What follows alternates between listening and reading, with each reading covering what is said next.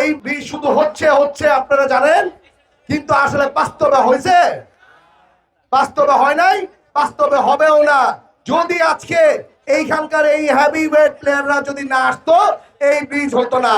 আজকের থেকে আমরা বলতে পারি এই ব্রিজ ইনশাল্লাহ 1 বছরের মধ্যে আমরা এখান থেকে ঢাকায় যেতে পারবো। আপনারা চান নাকি চান না? যে দুটি সেতু আপনারা দেখেছেন, আমরা যেখানে দাঁড়িয়ে আছি, এই সেতুটি আমরা আজকে দেখেছি। সবার চাওয়া হলো সেতুটি চালু হোক।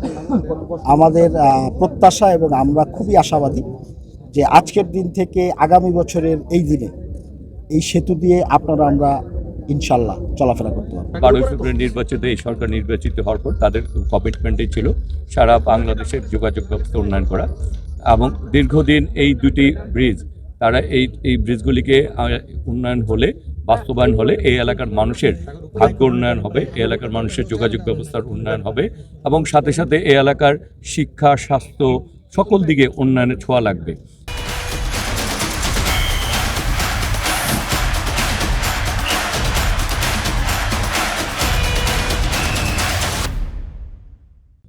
একটি চক্রান্ত ষড়যন্ত্রকারী মহল কোনো না কোনোভাবে চাচ্ছিল এ এলাকার যাতে উন্নয়ন না হয়, কিন্তু আমরা যেহেতু জনগণের ভোটে নির্বাচিত সরকার, আমাদের মাননীয় প্রধানমন্ত্রী সারাক্ষণ ছুটে চলছেন যে বাংলাদেশে উন্নয়ন করার জন্য। আমরাও চাই উন্নয়ন করার জন্য। আমরা প্রতিটি অসমাপ্ত কাজকে সমাপ্ত করতে চাই, নতুনভাবে উন্নয়ন করতে চাই, এবং সেই কারণেই আজকে আমরা সবাই এখানে ছুটে আসা। এই এলাকার মানুষের দীর্ঘদিন দাবি হচ্ছে এই দুইটি ব্রিজকে বাস্তবায়ন করা, যে কারণে ওইখানে এলজিডি মন্ত্রণালয়ের লোকজন ছিলেন, ওই এলাকার 2 এমপি SM জাহাঙ্গীর সাহেব উপস্থিত ছিলেন।